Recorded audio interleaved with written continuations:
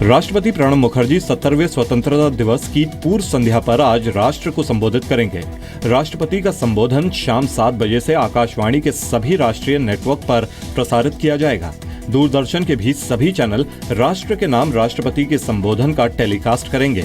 ये संबोधन अंग्रेजी में होगा, उसके बाद हिंदी में प्रसारित किया जाएगा। दूरदर्शन पर अंग्रेजी और हिंदी में संबोधन के बाद दूरदर्शन के क्षेत्रीय भाषाओं में इसे प्रसारित करेंगे। आकाशवाणी से क्षेत्रीय भाषाओं में अनुवाद संबंधित क्षेत्रीय टीवी चैनल्स पर रात 8 बजे से प्रसारित किया जाएगा।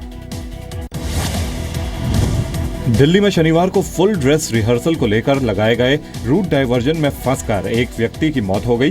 पूर्वी दिल्ली के गांधीनगर के 50 साल के कैलाश चंद को दिल का दौरा पड़ा। परिवार वाले ऑटो से कैलाश चंद को इरविन हॉस्पिटल ले जाने के लिए निकले, लेकिन पुलिस ने गीता कॉलोनी के पास रोक दिया। तो हम लोग सीधे अर्बन लेके जा रहे थे। अर्बन जाने में लग गए 1.5 घंटे और 10 मिनट का यहाँ से रास्ता है। जहाँ पे भी जिस भी रूट से निकल रहे वो पीएम का वो लगा हुआ है। जाम से उन लोगों ने जाने दिया। हम लोगों ने बोला था इमरजेंसी है, अटैक पड़ा हुआ है, किसी ने कुछ भी ध्यान दिया। ये बोले पीएम का रूट लगा हुआ है।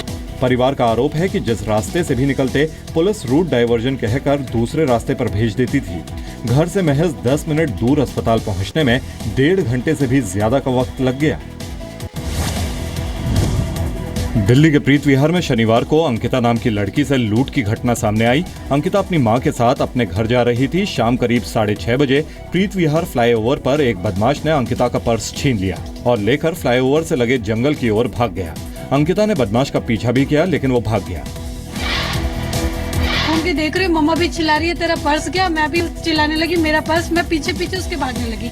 मैंने उधर कूद के भी गई, वो ढलान था, वो नीचे भागता गया। मैं उससे बार बार बोलती रही, हाथ भी खींचा, पर्स भी खींचा, फिर भी नहीं मिला उसे। अंकिता का कहना है कि आज ही उसे सैलरी मिली थी। मां को दवा दिलाकर घर लौट रही थी।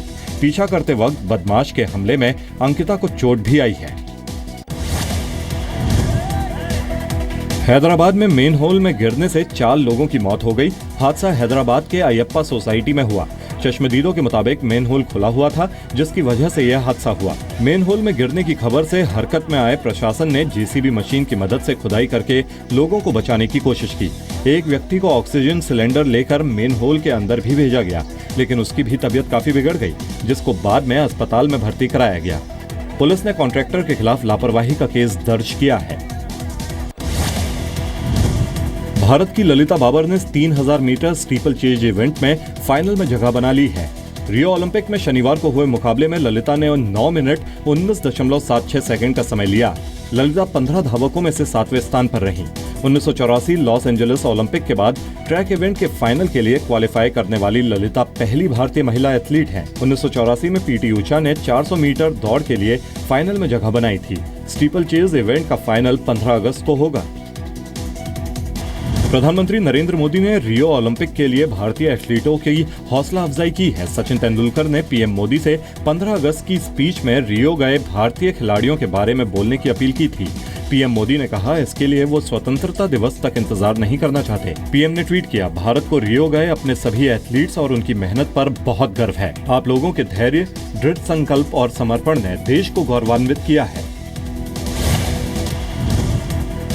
उद्योगपति विजय माल्या की मुश्किल और बढ़ गई है। सीबीआई ने माल्या के खिलाफ आपराधिक साजिश और धोखाधड़ी का नया केस दर्ज किया है। बैंकों के समूह की तरफ से स्टेट बैंक ऑफ इंडिया ने माल्या के खिलाफ सीबीआई से शिकायत की थी। माल्या पर सरकारी बैंकों को 6000 करोड़ रुपए से ज्यादा की धोखाधड़ी का आरोप लगाया गया था। सूत्रों के मुताबिक माल्या के अलावा एफआईआर में किंगफिशर एयरलाइंस और यूनाइटेड ब्रेवरीज होल्डिंग्स को भी आरोपी बनाया गया है। माल्या बैंकों के करीब 9000 करोड़ रुपए के कर्जदार हैं, लेकिन लोन चुकाए बिना वो मार्च में इंग्लैंड चले गए। उन्हें भारत में भगौड़ा भी घोषित किया जा चुका है। बीएसएनएल ने अपने लैंडलाइन उपभोक्ताओं को बड़ा तोहफा दिया है। हर रविवार को बीएसएनएल के उपभोक्ता किसी भी नेटवर्क के मोबाइल या लैंडलाइन पर मुफ्त में बात कर सकते हैं। इसकी शुरुआत 21 अगस्त से होगी। संचार मंत्री मनोज सिन्हा ने ट्वीट कर जानकारी दी। सूत्रों के मुताबिक अनलिमिटेड कॉलिंग प्लान के बारे में पूरी जानकारी 15 अगस्त को दी जाएगी। लैंडलाइन फोन के 57% बाजार पर बीएसएनएल का कब्जा है। करीब 1.5 करोड़ लोगों के पास बीएसएनएल का कनेक्शन है। फिलहाल बीएसएनएल लैंडलाइन उपभोक्ताओं को रात 9 बजे से लेकर सुबह 7 बजे तक मुफ्त में अनलिमिटेड कॉल की सुविधा देता है। दिल्ली में यमुना नदी का पानी खतरे के निशान को पार कर गया है। यमुना नदी में बढ़ते जलस्तर को देखते हुए एहतियात के तौर पर पुराने ब्रिज पर ट्रैफिक को बंद कर दिया गया है। हरियाणा के हथनीकुंड बैराज से पानी छोड़े जाने से यमुना का जलस्तर अचानक खतरे के निशान को पार कर गया। डिजास्टर और फ्लड मैनेजमेंट के अधिकारी यमुना के जलस्तर पर नजर रखे हुए हैं। यमुना के किनारे रहने वाले लोगों को अलर्ट भी जारी किया गया है। शिमला में एक दिन की राहत के बाद फिर से बारिश शुरू हो गई है। बारिश के साथ तेज हवाओं की वजह से जनजीवन बुरी तरह से प्रभावित हुआ है। लगातार बारिश से ऊंचाई पर बने मकानों को खतरा पैदा हो गया है। जगह जगह पेड़ टूटकर मकानों पर और रास्तों पर गिरे पड़े हैं। लोगों का कहना है कि इतनी बारिश पहले कभी नहीं देखी। जान का खतरा भी था इससे, अगर रात को कोई हादसा होता है। हिमाचल में पिछले एक हफ्ते से रुक रुक कर बारिश हो रही है। बीती रात कई इलाकों में बारिश के साथ साथ ओले भी गिरे। अमेरिका के न्यूयॉर्क में अज्ञात हमलावरों ने एक इमाम की गोली मारकर हत्या कर दी। घटना शनिवार रात 11:30 बजे की है और हमला अल फुरकान जेम मस्जिद के पास हुआ। न्यूयॉर्क पुलिस के मुताबिक हमलावर कौन था अभी पता नहीं चल पाया है। चश्मदीदों के मुताबिक इमाम के साथ एक और व्यक्ति था। हमलावर ने उसे भी गोली मारी है। दूसरे व्यक्ति की हालत गंभीर है। पुलिस आरोपी की तलाश कर रही है।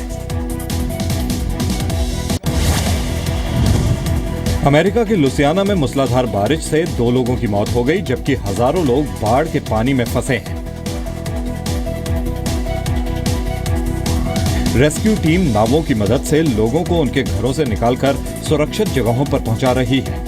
स्थानीय लोगों का कहना है कि इस जगह पर 1980 से रह रहे हैं, लेकिन ऐसी बाढ़ कभी नहीं देखी। सड़कें दरिया बन चुकी हैं। गाड़ियां ऐसे चल रही हैं जैसे कि नाव। गलियों में, सड़कों पर, घरों में सब जगह पानी भर गया है।